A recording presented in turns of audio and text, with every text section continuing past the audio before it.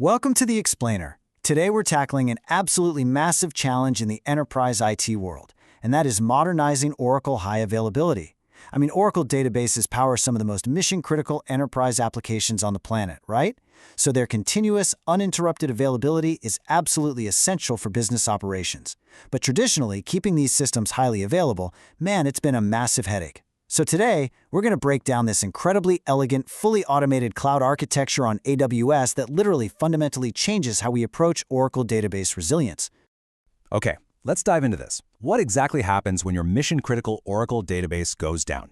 Well, if you've ever worked in enterprise IT, you already know the answer. It is pure panic, just massive operational disruption. We're talking about those dreaded middle-of-the-night emergency calls to specialized database admin teams, trying frantically to restore services while management is just breathing down their necks. Traditional system downtime isn't just a minor inconvenience, it's a massive financial and operational liability. So to understand how to actually solve this, here's our roadmap. We'll quickly cover the high availability problem, introduce a modern cloud solution, examine the 5 core AWS components, walk through the self-healing workflow, and then finally put it all to the test by simulating a database failure. Let's get to it. Section 1. The high availability problem. Moving past complex traditional clustering. You see, for years, the traditional approach to high availability required insanely complex clustering software. We're talking incredibly expensive shared storage arrays and dedicated DBAs literally just to keep the lights on. And the crazy part? It often still left you with single points of failure. But with modern Cloud HA, we're shifting away from all that heavy manual intervention.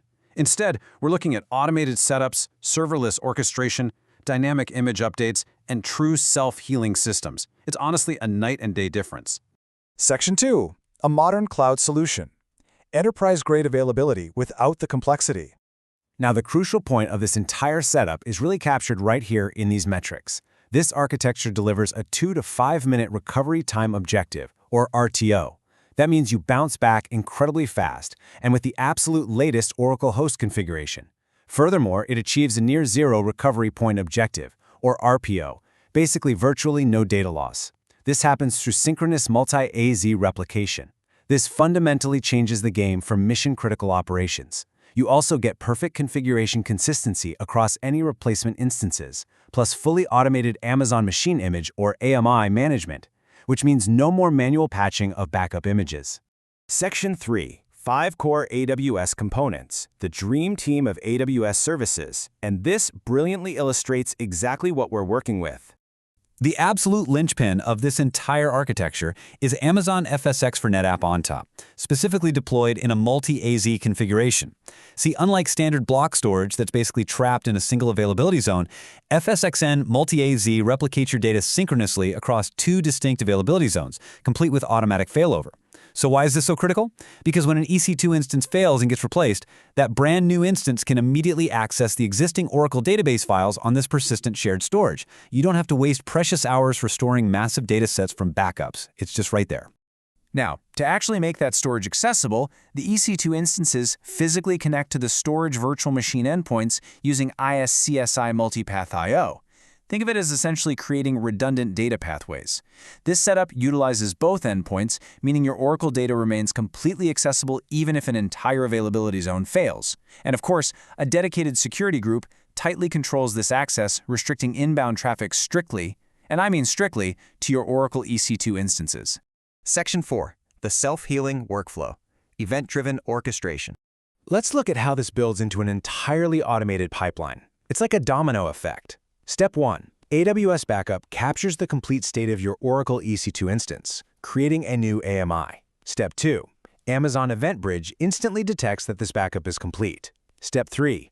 That event triggers an AWS Lambda function, which quickly extracts the new AMI ID. And finally, Step 4. Lambda updates the Systems Manager parameter store with this brand new ID.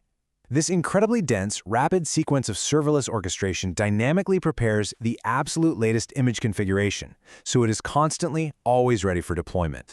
Now, you might be wondering how those templates actually get deployed. Well, that brings us to this number, 1. This is the magic number for your auto-scaling group's configuration. You set the minimum capacity to 1, the maximum to 1, and the desired capacity to 1. Now, it's vital to understand that in this specific architecture, this autoscaling group is not about handling surges in web traffic like you'd normally expect. Not at all. It acts entirely as a dedicated self-healing mechanism for resurrection. Its sole purpose is to detect when the Oracle instance becomes unhealthy and immediately launch a perfect replacement. Section 5. Simulating a database failure. Putting the 5-minute RTO architecture to the test. All right, let's start the clock and walk through the exact timeline of a recovery. At 0 seconds, let's say the primary instance fails completely, just goes offline. At roughly the 30-second mark, the autoscaling group detects that the instance is unhealthy and terminates it. Gone. By minute 2, a new instance is already launching, automatically pulling the absolute latest AMI that our Lambda function stored earlier. By minute 3, a user data script runs on the new instance, configuring the ISCI initiator and connecting right back to our FXN shared storage. And by minute 5, the Oracle database is fully started, completely available, and accepting connections. That is a 5-minute recovery time objective, executed flawlessly with zero human intervention. But the coolest part? The system doesn't just recover and leave itself vulnerable. The newly launched instance automatically inherits the application Oracle tags from the autoscaling group. And because AWS Backup relies on tag-based resource selection, this new instance seamlessly re-enters the backup cycle. The system literally protects itself for the next potential failure, requiring absolutely no manual configuration from a DBA. It's just a total victory for automated resilience. As our source material perfectly states, automated AMI management alleviates configuration drift and makes sure that disaster recovery scenarios restore Oracle instances with identical host-level configurations. By relying on FSxN for persistent shared storage and automating those host replacements with AWS Backup, EventBridge, and Lambda, you completely eliminate the configuration drift that always plagues traditional disaster recovery. So with all of these tools at your disposal, the real question is, are you ready to fully automate your disaster recovery, completely modernize your infrastructure, and finally step away from those dreaded 2 a.m. database emergency calls?